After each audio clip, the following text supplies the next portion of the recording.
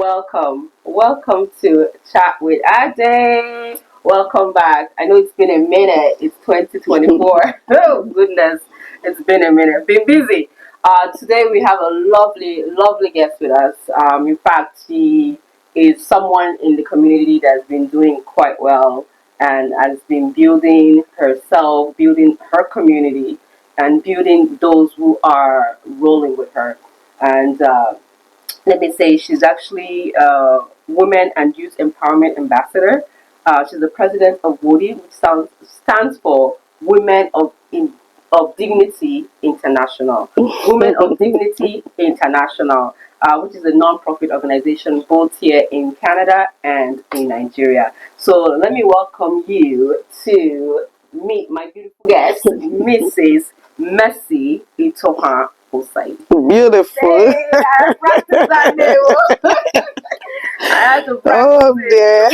Oh, So goodness. nice meeting you, Deba. It's wonderful coming on your platform. Thank you. Awesome. Thank you for all you do in the community. Thank you. You've actually given us a branded approach to communication. Oh, wow. It's awesome. Thank you very much. Thank you. I'm so delighted. Yeah. Wow. So welcome to Chat with Ade. I know you. it's been a minute. We've been trying to get something going I tell like you. last year or 2 years ago. It I didn't tell work. you. But finally, 2024. We're right here. Yes. Yo, no grief for anyone. No grief for anyone. Keep going. Oh man, so we're so Cheers. delighted to have you because you are someone in the community, and that's what we stand for here. We always try to make sure we are looking at the individuals in the community that are doing just extra, because we're all doing one thing or the That's other. good. But the ones that have to actually go a bit extra mile to be able to not just do things for themselves personally, but also do things that impact other people. That's it. So you're welcome. Thank you. We would like you to also give us a little story about how you got started. Good. Thank you so much. It's always a way to start off, and I must, first of all, commend what women are doing in the Canadian community. Take a look at your investment. Take a look at your, community impact. Congratulations once again for your, most current award. Yeah, I started off with a passion, having experienced integration into a new environment, going through the culture shock, going through the settlement hazards, and I came up with this initiative to no, not every woman, not every mother, not every household should go through this. And most importantly, in an environment with so much opportunities, the Canadian community, the Canadian society is filled with opportunities. And like Ontario used to say, it's yours to discover, and seeing so much. I've lived in Montreal, I've lived in Ontario, and I've had opportunities to visit so many places in Canada. And the passion came when I decided to look, if everyone is to work on a resume, there should be a training. If everyone is to know where to take the kids to school, there should be a process. And if everyone is to know where the supporting channels are in the community, there should be a process. And then I came up with just one day deciding to go to Costco, pick up a bag of bread, and wow, getting to the shelter, it was a big ovation for every woman to want to have a loaf of bread. And the initiative for a food bank immediately came in. And then Women of Dignity was more or less a spiritual demand, a command to do something that could take pains of new immigrants off the way. And then we started, and I must say to you, the huge opportunities in our environment, so much out there, and in the midst of so much, a lot of struggling, a lot of suffering, and then Women of Dignity took the bold step to ensure that women and families are well catered for. And so at the time we said to ourselves, We are women empowering women. Wow, that's beautiful. And I have to attest to the fact that yes, Canada is still a growing country, and then when it now comes to we Nigerians, before even talking about Nigerians, blacks, and then Nigerians, and then women, it's still a process. A big one. You mentioned there's still a lot of places to tap into. So much. And very little amount of people are willing to go the extra mile, and you don't blame them. It takes a lot. Yes, it takes a lot of work, a lot of energy, and you're still trying to balance yourself. Yeah, exactly. So now trying to carry other people along, it's a lot of weight. So kudos to you and your team. Yeah. But now another question is, how did you come about with these women to support you? Oh. You have a group of women. They're like, I don't know what to call them. They're military women. They're coming together as a force. Yeah. So now, where did you find those women? Well, I think the first approach was the volunteering initiative. It takes a lot for our community to embrace volunteering. Yeah, a lot of persons will tell you, "Oh, you want me to come for this program? Can you give me transport fare? Or what was exactly? Am I going to be paid?" So WODI started with that awareness to define what it takes to support and give back to the community. Our team of women are the most fantastic women I've seen in the global world. These are women that are ready to learn. They are ready to take the motion in action. And we quickly embraced the volunteering approach because it's a standard and a culture in Canada. Yes. So, and the crop of women in Women of Dignity are women who were ready to get this initiative as part of what will enable them going for a job, getting settled in the community, approaching other channels that could be of positive support. And I'm always proud to say my women at any time are ready to move into the community with their vehicles without any gas. There's no ticket, there's no one supporting us. We can move with 5, 6 vehicles, individual women doing the driving. You need to see us at the farm locations, when we're getting all our food produce to the centers, to the community. These are women that knows that volunteering and giving back to the community is the way to go. And these trainings, goes beyond WODI, because we go further to you become a leader as a woman. And as they grow, they see they are impactful to the community. Then no going back. You go back from a process when it is not positive, when it is not useful. Yes. But right here, they see, oh, you can imagine a woman say, I'm a dignified woman.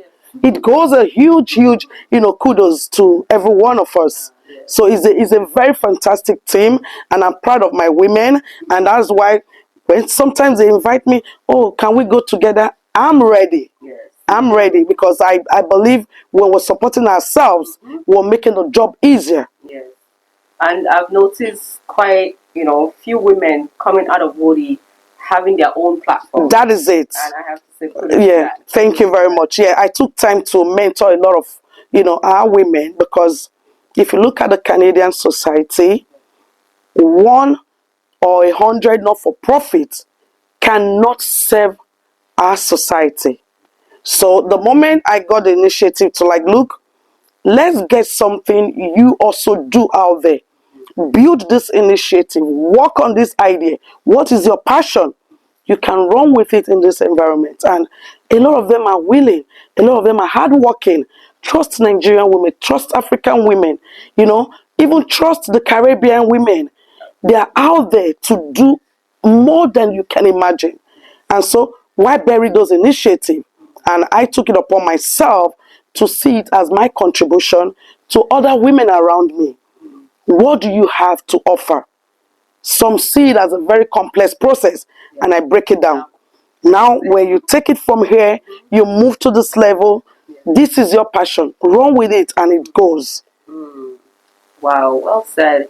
And I believe that's the leadership that Right. you have that a lot of people lack. Because some people, they do have the, the brains, they have the energy to work for themselves, to make things work out for them. Right. But now it takes another grace to be able to pull others and push them. I think you just be patient and disciplined. I'm very tough. I'm very, to some extent, demanding accuracy and detail. So when you apply patience and they know that in your doggedness, there's a heart of empathy and love, they're going to learn. And they learn the good way. Wow, that's beautiful. Thank you. Thank God for that grace that He has bestowed upon you. Yeah, thank God. The next question I would like to ask you is, this is not something you started doing from Canada. Not at all. So, this is something you've been doing from Nigeria. Now, how did you get started back home? Okay, I would take it from the phase of having worked in a microfinance bank for close to 16 years. Wow. I worked in the public relations sector. I worked with NDDC. I worked, so many other jobs. But coming into microfinance bank with Lapo Microfinance Bank was an experience that took me into the community in totality of it. It gave me an exposure to the standard of life of women and family. Now, you have a group of women. There's a loan disbursement. I was I was the client support manager. And with that disbursement, there's a need to train them on the utility of such funds. And as I go for monitoring, go for client support activities, we even had a big, massive scholarship for clients' children. The passion to support women was a big fire in me. The passion to see an average household having what it takes to run a stable home became a burning fire. And a lot of those women give birth to most intelligent children in the scholarship scheme. And you start wondering, the world is not equal. And the opportunities cannot go to the wealthy because they already have enough. Yes. But at the ground level where they all come to the school standard, you see these kids with the best results. You see them doing great courses. And then it gave me the mindset that if a woman is empowered, if a woman is enabled, she's not just doing it for herself, but for the partner, the children, the community, and the larger society. So if we look around today, the lots of challenges and issues in our community is because a lot of women have dropped that initiative that can build a society. And when I look at those scenarios, I just did a prototype of what Lapo Microfinance was doing for women in Nigeria and West Africa. When I mean a prototype, it's like, how do I bring this into an environment where women are stranded in settling and integrating? I don't have a loan facility to give out, but I have an initiative.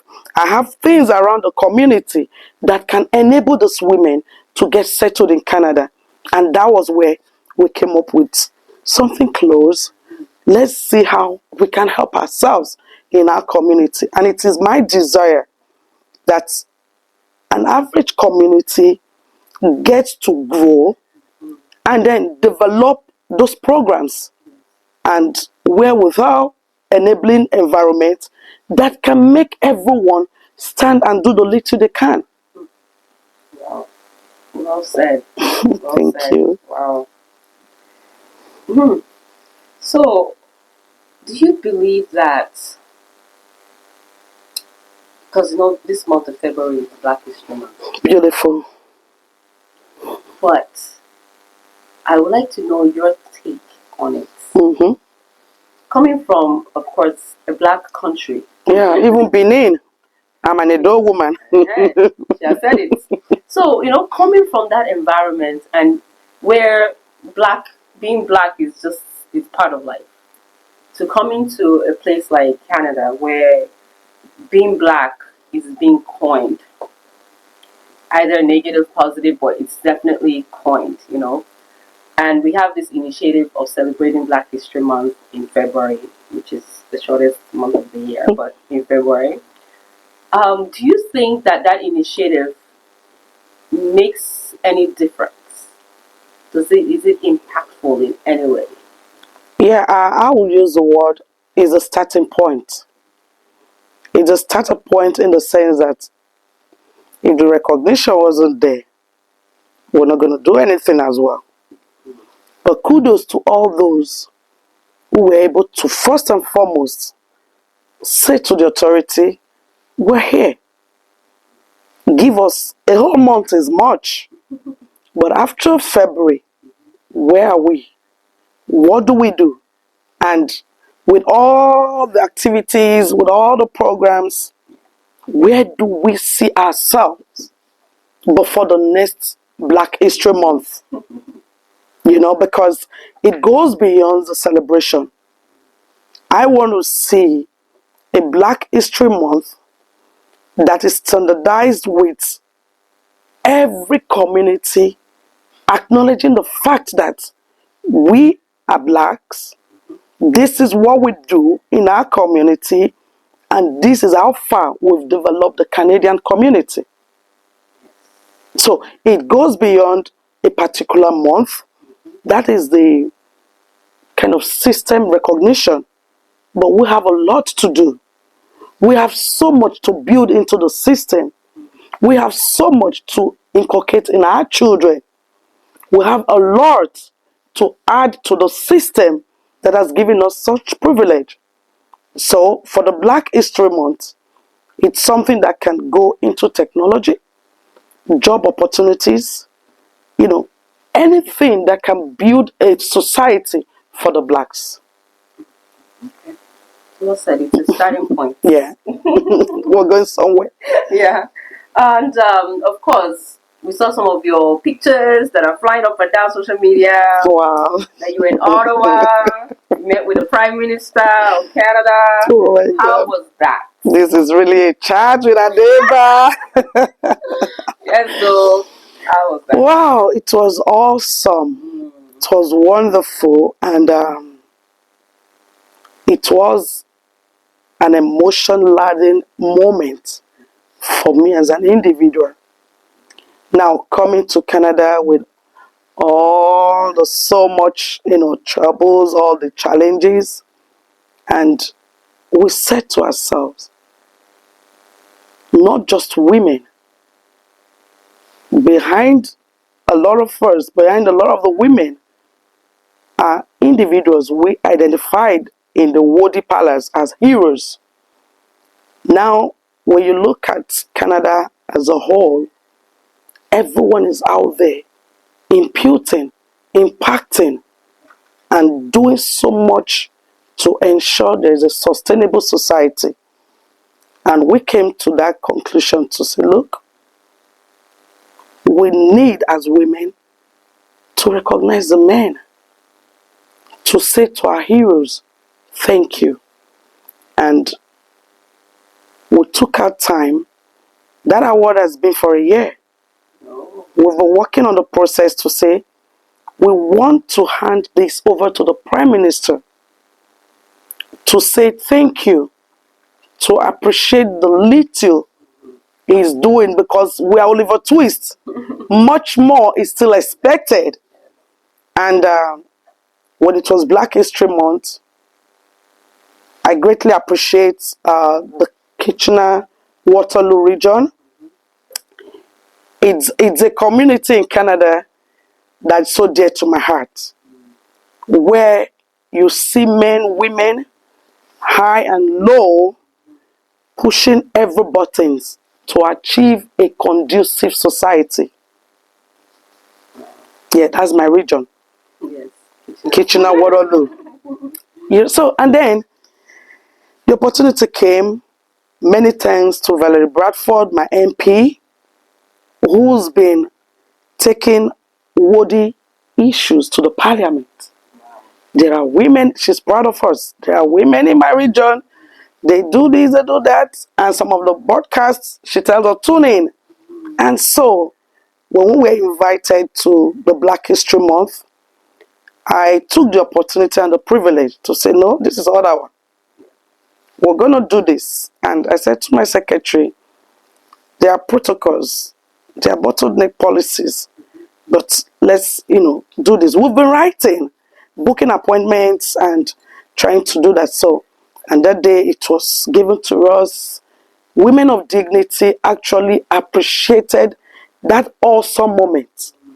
And I greatly appreciate the Prime Minister, because when he looked at the award, he was really, really super excited. It's like, and we're like, we just brought it to appreciate all you're doing.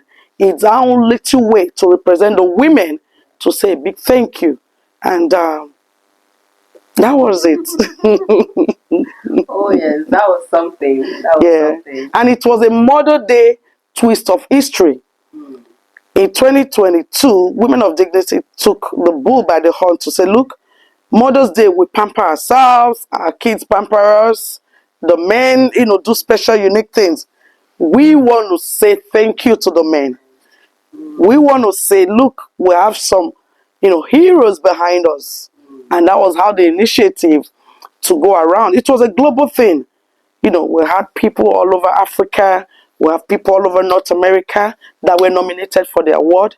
And we were proud to present one to the Prime Minister, Justin Trudeau. Wow, that's beautiful. That's nice. Thank you. And we know you have an upcoming event and a book launching. Yeah. Yes. Please tell us about that. Let's start with the book first.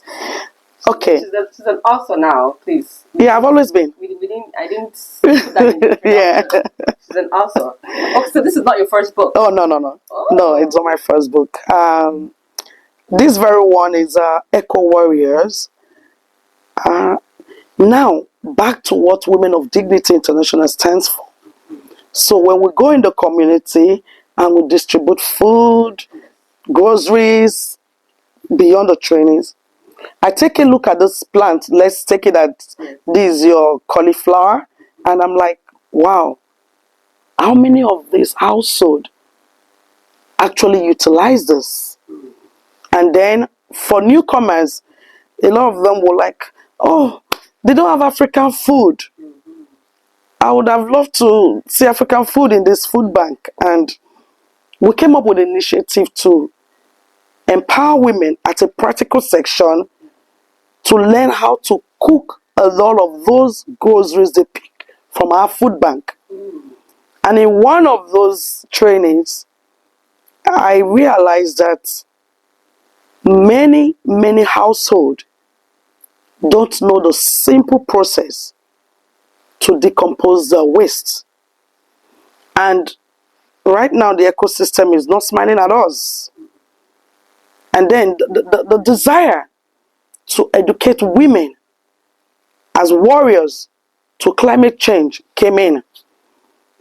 And we started, even at the center when we're distributing, okay, don't use the nylon bags, don't, throw away the fabric bags. You can rewash and reuse them.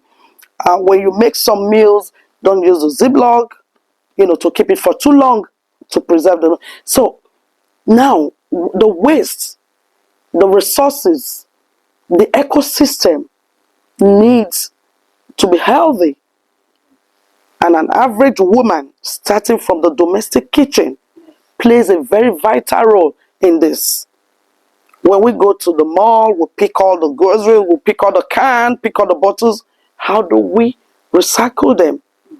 I remember there was a time we had to teach some newcomers what the symbols of every waste bin means, what it's used for, why the papers should be in this box, why the bottles should be. And so we'll tell you, we don't do this back home. So Eco Warriors it's a book I've put together.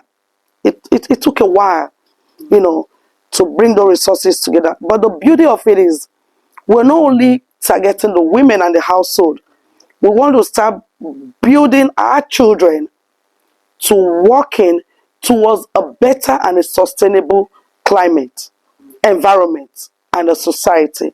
Because we have the program that will be running from school to school, whereby we're teaching the kids those normal routines. They used to be our cultural learning things. When we're growing up, you come, you get like you're cooking, you build the sand, you put the water, you put some flowers, and you say to the other little girl, my food is ready, and everybody plays around it. Those clay touches, those elements are what our kids lack today. And when we want them to understand that when you plant a tree, you're building a strong environment. When you reduce the resources where you get the water, there are some households that leave the tap running for days. Those little drops, they are a huge waste. When you're able to preserve the resources we have, when you're able to manage those ones that comes your way like naturally, just like that, then the ecosystem gets that relaxed tendency to give us a better breathing opportunity. So we're going into schools with the eco warriors. We're having the women warriors, we're having the young warriors, and then we're having the community warriors. Around the parks, we want to clean up. We want to see that there are no bags or there are no waste, decomposing in the wrong directions. So Eco Warriors is a copy for everyone. And I also made it so simple. I did communication. So the writing skill is not the grammar stuff. Yeah, that we understand. Yeah. So by 24th, we're launching the book and we're inviting everyone. Another event is the Women of Dignity Outstanding Dignified Personalities Award. It's our anniversary. WODI is 3 years, February 22nd. And from the first year, we've always given out that week to celebrate people, empowering our communities. So we came out this year to say, look, we're not going to sit down to nominate people or pick persons we know or that we see working in the community. Let's throw it out there. Across the community, who do they know that is doing so well, doing great things that we should recognize? And this recognition is our own mission to empower the community. When you say, tap behind the person, oh, good job, this is a recognition for you. It's going to make the person do more. Oh, yeah. It goes a long way. A long way. I love the initiative in the fact that you push it out for communities to elect or to pick or to recognize people they believe. Adeba, it was awesome. Yeah. It was massive. There's some people that you won't see. Exactly. They're actually doing so much in their community. There's a lot of people. I remember maybe 2 or 3 years ago, I remember when, some institutions were giving awards and whatnot, and some of the receivers of these awards, a lot of us who attended the event didn't believe that they deserved the award. Yeah. And we now saw it that it's not one that maybe they didn't have enough people to fill up, their... Oh, yeah, the list. Yeah. And the best way to go about it is to push it out, and those in their individual corners would say that, yes, this person deserves an award. Right. And actually initiate them and, volunteer them. Unlike you that you're just picking your friends. No. It's very irrelevant. And you shouldn't be buying awards. Not at all. Like, oh, I feel I should be initiated, and then let people actually point you out. Or even if you feel you should be initiated, tell those around you. Push it on. Push it up for you. It's like you don't blow your own. I was also fully overwhelmed with a lot of the nominations we got. And when you go to their website, we went as far as that. okay, this name is coming in. The remarks were awesome. You see somebody say, I'm nominating this person because she did this, he did this in my community. Then, probably after 2-3 days, a nomination for that person states the same project, states the same, activities the person runs in the community. And then you go to the website of the organization or the person's LinkedIn, you see the pictures, evidence. So these are outstanding individuals. We at Women of Dignity totally said no, we don't want to be a part of this. There's a committee fully in charge, and they've done a fantastic job. They've done a fantastic job. All the measures to ensure transparency that, oh, this person deserves this, be you in politics, in entrepreneur, anything in the community, was what we applied to the Outstanding Dignified Award. Well done. Wow, that's Thank great. you. So we are pretty much coming to a conclusion of the interview. Yeah. And is there anything that you feel you need to let the viewers know about you, about what you're doing, about the community, about your organization? And before that, what is your motto? What do you say to yourself that keeps you going even when things are difficult? Keep moving. No matter how tough, no matter how crooked it looks, and no matter the backstabbing, which is normal a lot, just keep moving. Because most times, you got the initiative, you got the idea, you got the vision, you got a mission. Every other person out there not associated with you wanted to ruin it, don't have a business with building it. So you keep moving, keep going, keep being focused. The moment you're distracted with those extra curriculum activities, you just end up, not getting it right. So my motto is keep moving. And in WODI, we say yes, we move. Yes. We can. And I love to say this to people. When you have a desire to do a thing that is positive, progressive, and realistic, go with that. Don't, look at what people will say. I give you one very practical one.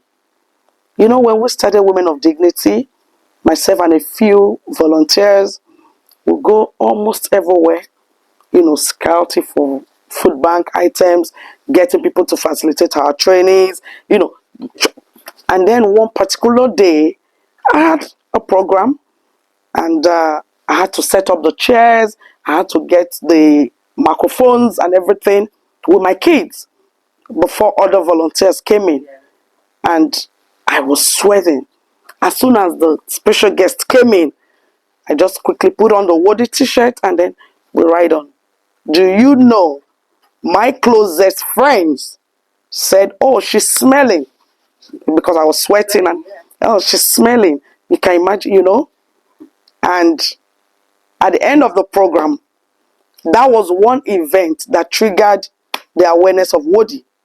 And I said to myself, if I was to listen to those talking about she's sweating, she's having body odor, we won't get it. And today, I don't smell anymore. Because right now, there's so much in the community, there's so much hands. We've worked as a team, we've been able to build ourselves to work things out. Take a look at the Outstanding Dignified Personalities Award. A fantastic media house took it up to run the social media, to run the awareness, to run the programs, and it's been so unique. It's a program that a lot of persons have been telling me, I don't want to miss this, for sure. You just have to be there. 24th February 2024, all road leads to Kitchener. Yes, so we got to. So keep moving. Keep doing that which gives you a good heart desire.